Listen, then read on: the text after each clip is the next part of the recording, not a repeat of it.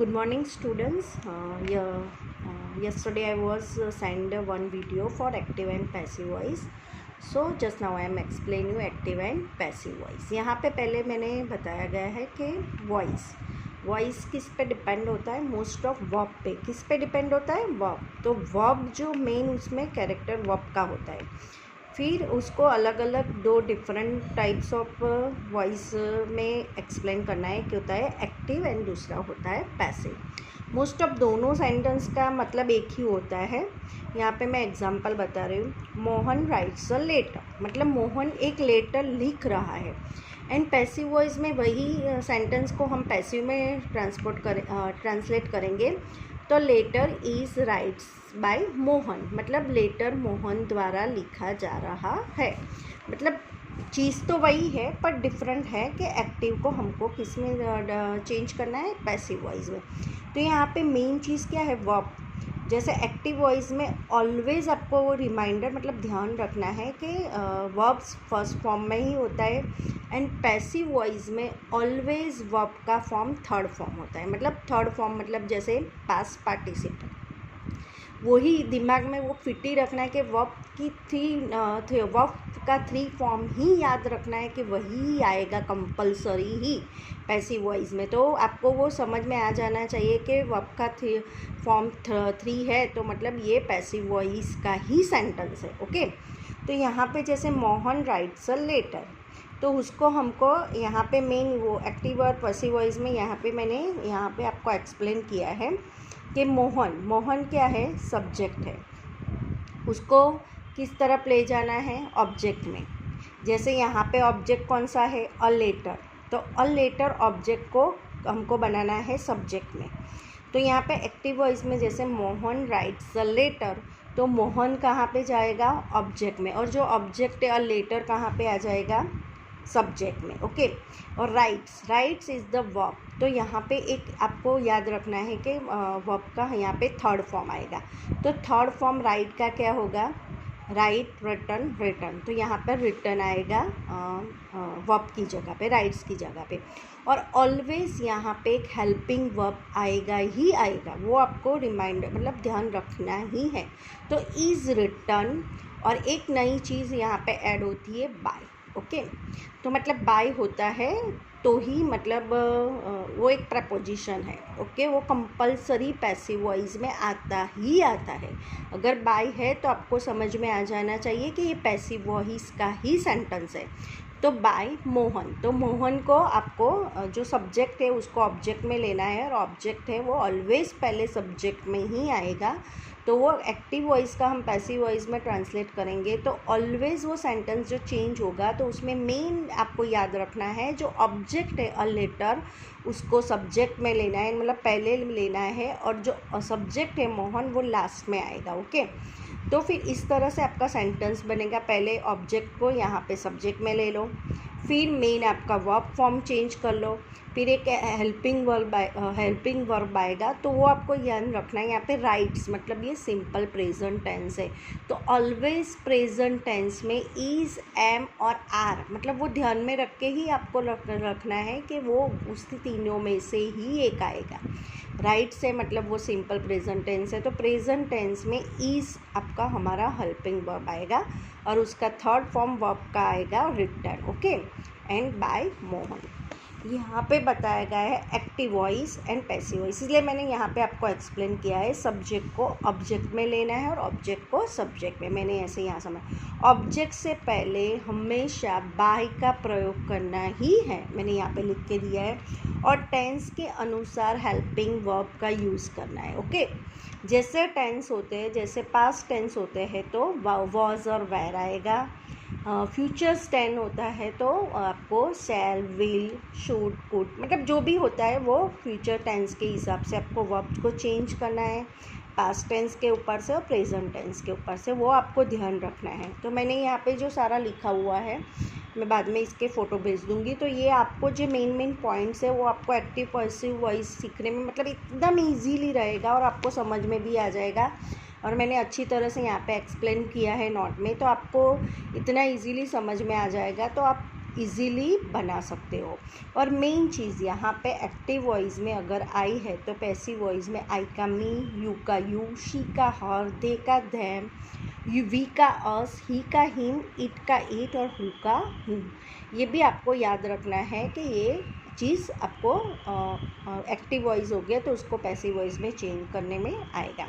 यहाँ पे मैंने बताया है डिफरेंट टेंसेस, मतलब यहाँ पे जो टेंसेस के हिसाब से मैंने ये बताया, आपको लिख के ही बता रही हूँ इंडेफिनिट टेंसेस। तो यहाँ पे इंडेफिनिट टेंसेस में एक्टिव में कैसे आएगा और पैसिव में कैसे आएगा। तो यहाँ पे पहले है सिंपल प्रेजेंट टेंस, तो उसमें पहले आएगा सब्जेक्ट एक्टिव वॉइस में, V1 मतलब वर्ब का फर्स्ट फॉर्म और ऑब्जेक्ट। जो मेन सिंपल सा सेंटेंस होता है वो एक्टिव वॉइस में होता है। अब हमको उसको पैसिव वॉइस में चेंज करना है तो पहले आएगा ऑब्जेक्ट, फिर आएगा इज़, एम, आर, फिर वर्ब का 3 forms plus by and plus subject. Okay, तो हेल्पिंग वर्ब में आ जाएगा इज़, एम, आर, वर्ब का 3rd फॉर्म आ जाएगा, बाय कंपलसरी है और लास्ट में आएगा सब्जेक्ट। ऐसे ही यहाँ पे सिंपल पास्ट टेंस में आएगा सब्जेक्ट, V2 वर्ब का 2nd फॉर्म आएगा है पास्ट टेंस में, जैसे वर्ब का 1 जो फॉर्म होता है, फिर 2nd होता है पास्ट टेंस एंड लास्ट में होता है पास्ट पार्टिसिपल। तो यहाँ पे वर्ब का फॉर्म 2 आएगा, वर्ब 2 और लास्ट में ऑब्जेक्ट। तो यहाँ पे आएगा ऑब्जेक्ट वॉज एंड वेर, मतलब वॉज आएगा या वेर आएगा, ये हेल्पिंग वर्ब है वो तो कंपलसरी आएगा क्योंकि पास्ट टेंस है। वर्ब का यहाँ पे भी 3rd फॉर्म ही आएगा। पैसिव वॉइस में ऑलवेज 3rd फॉर्म आएगा। ओके, तो वो आपको एकदम रिमेंबर रखना है, दिमाग में फिट कर देना है, और बाय भी फिट कर देना है, और लास्ट में आएगा सब्जेक्ट। अंडरस्टैंड, आपको समझ में आ गया। Future tense, simple future tense. Okay, उसमें पहले आएगा सब्जेक्ट शैल या विल, वर्ब का 1 मतलब V1 वर्ब का first form and object plus. तो इसी तरह यहाँ पे आएगा ऑब्जेक्ट शैल अथवा विल, यहाँ पे कंपलसरी प्लस बी आएगा, बी आया मतलब आपको समझ जाना है कि ये फ्यूचर टेंस का ही सेंटेंस है। वर्ब का 3 फॉर्म, यहाँ पे हेल्पिंग वर्ब में बी आ जाएगा, 3 फॉर्म आएगा प्लस बाय एंड लास्ट में सब्जेक्ट। तो ये आप अपनी नोटबुक में भी लिख लेना, आपको समझ में भी आ जाएगा, सेंटेंस बनाने में भी इजी रहेगा कि प्रेजेंट, सिंपल पास्ट और सिंपल फ्यूचर में ये चीज़ आपको दिमाग में फिट कर देंगे। फॉर एग्जांपल यहाँ पे मैंने लिया है police arrested him, active voice का सेंटेंस है, आपको उसको पैसिव में चेंज करना है। देखो यहाँ पे हिम, मैंने यहाँ पे भी आपको बताया था ही का हिम होता है। ओके, कहाँ गया, हाँ हियर, ही का हिम होता है। तो यहाँ पे हिम बताया गया है तो हमको हिम का क्या करना है, ही। ओके, ही हमने लिख दिया। अरेस्टेड मतलब V2 फॉर्म, वर्ब का V2 फॉर्म आ गया। अरेस्टेड मतलब पास्ट टेंस आ गया, तो पास्ट टेंस में हमको कौन सा हेल्पिंग वर्ब यूज़ करना है, वॉज अथवा वेर। Okay, understood. तो हम यहाँ पे वॉज का यूज़ करेंगे क्योंकि हिम मतलब he is the single person के बारे में। अगर दे होता तो हम वेर यूज़ करते, पर यहाँ पे तो एक ही पर्सन की बात हो रही है तो यहाँ पे आएगा वॉज। अरेस्टेड 3rd फॉर्म का है, जैसे अरेस्टेड मतलब तो वर्ब का 3rd नंबर का फॉर्म भी अरेस्टेड ही आएगा। बाय तो हमको कंपलसरी लिखना है, और पुलिस। Okay, understood. तो यहाँ पे हमारा पैसिव वॉइस में ये सेंटेंस बन गया, he was arrested bye police. Second example, I play football, वो एक्टिव वॉइस का है। तो यहाँ पे पहले हम क्या लेंगे, ऑब्जेक्ट कौन सा है, फुटबॉल, तो फुटबॉल को हम पहले लिखेंगे फुटबॉल। ओके, यहाँ पे प्ले मतलब सिंपल प्रेजेंट टेंस का सेंटेंस है, तो यहाँ पे फर्स्ट फॉर्म सिंपल प्रेजेंट है तो हमको हेल्पिंग वर्ब में कौन सा आएगा, इज़। प्ले का क्या होगा, play, played 3rd form played आएगा। बाय और आई का होगा मी, वो मैंने पहले ही आपको बता दिया है कि आई का हमको क्या करना है, मी चेंज करना है। तो ये पैसिव वॉइस में सेंटेंस बन गया। ओके, आई प्ले फुटबॉल और उसका पैसिव वॉइस में football is played by me. Okay, understand. तो यहाँ पे मैंने जो स्टेप्स स्टेप्स भी लिख दिए तो आपको समझ में आ जाएगा। फर्स्ट स्टेप्स आपको याद रखना है, सब्जेक्ट को ऑब्जेक्ट में करना है और ऑब्जेक्ट को सब्जेक्ट में। सेकंड आएगा पास्ट पार्टिसिपेट, मतलब वर्ब थी फ्रॉम, એટલે वर्ब थी फ्रॉम आ जाएगा, फॉर्म आ जाएगा, वर्ब थी का फॉर्म आ जाएगा। थर्ड आपको याद रखना है हेल्पिंग वर्ब लेना ही लेना है। फोर्थ में preposition by is compulsory use करना है। फिर being always use continuous tense, मतलब कंटिन्यूस टेंस में ऑलवेज बीइंग का यूज़ करना है, BEING, वर्ब थी के फॉर्म से पहले। एंड लास्ट में है परफेक्ट टेंस का यूज़ होता है, तो उसमें ऑलवेज जैसे ही, हैव एंड हैड होता है तो उसके आगे बीन आता है, BEEN, बीन, ये भी कंपलसरी ही है। तो ये मैंने यहाँ पे आपको स्टेप्स लिख के ही दे दिए। तो अगर कोई भी आपको समझ में नहीं आता तो ये आप स्टेप्स दिमाग में फिट कर दोगे तो आपको कोई भी पैसिव वॉइस सेंटेंस बनाने में दिक्कत नहीं होगी। ओके, और यहाँ पे मैंने एक मॉडल वर्ब, मैंने सिंपली आपको सारे यहाँ पे स्टेप्स बता रही हूँ। फिर हम जैसे जैसे टेक्स्ट बुक में एक्टिविटी के हिसाब से मैं एक्सप्लेन थोड़ा थोड़ा करती जाऊँगी। अभी आज मैं पूरा ऐसे आपको समझा दे रही हूँ कि ऐसे ऐसे चीज़ होती है तो ऐसे एक्टिव वॉइस में होगा ही होगा। जैसे बीइंग लिखा होता है तो आपको, मतलब कंटिन्यूस टेंस होता है, जैसे प्लेइंग, तो उसको आप समझ जाने के कंटिन्यूस टेंस है, तो उसको पैसिव वॉइस में उसका आगे हेल्पिंग वर्ब है कि बीइंग, BEING, बीइंग का यूज़ होता ही होता है। जैसे हैव, हैज़ और हैड का यूज़ होता है तो उसके आगे वो टेंस में बीन का यूज़ होता ही है, वो सेंटेंस में बीन का यूज़ होता ही होता है। ओके, क्योंकि ये परफेक्ट टेंस है इसीलिए। यहाँ पे मॉडल वर्ब, आपको मॉडल वर्ब तो आप तो पहचानते होंगे। मॉडल वर्ब किसको बोलते हैं? Can, may, might, should, must, could, etcetera. Okay, तो अब मॉडल वर्ब को हम सेंटेंस बनाएंगे तो उसका हम पैसिव में कैसे सेंटेंस बनाते हैं, यहाँ पे दिखा है। फॉर एग्जांपल है you should take medicine, active voice का सेंटेंस है, यहाँ पे शुड आ गया। Should is the modal verb. Okay, तो यहाँ पे subject plus modal verb plus be plus V3, मतलब वर्ब का third form, plus by and plus object. जो सिंपल सा सब में होता है वही यहाँ पे होगा। जैसे यहाँ पे ऑब्जेक्ट मेडिसिन, तो उसको हमको सब्जेक्ट में चेंज करना है। जैसे मेडिसिन्स, शुड का शुड ही रहेगा, बी आएगा, बी टेकन। ओके, यहाँ पे बी आएगा, शुड है तो बी आएगा ही आएगा। टेक का क्या होगा? टेक, टेकन, टेकन, वर्ब का थर्ड फॉर्म आ जाएगा। बाय तो होगा ही होगा, यू का तो यू ही होता है। ओके, तो यहाँ पे जो एक्टिव वॉइस है उसका पैसिव वॉइस होता है। तो यहाँ पे मॉडल जो वर्ब होते हैं उसके आगे पैसिव वॉइस में बी का यूज़ होता ही होता है, वो आपको दिमाग में फिट कर देना है। तो बी आएगा वर्ब थी के फॉर्म के आगे, should be, would be, may be, might be, ऐसे बी का यूज़ होता ही होगा।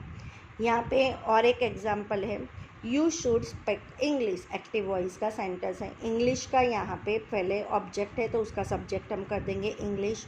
शुड है हमारा मॉडल वर्ब, उसके बाद में क्या आया? बी। स्पीक का क्या होगा? Speak, spoke, spoken. Okay, third form आ गया वो। तो English should be spoken by you.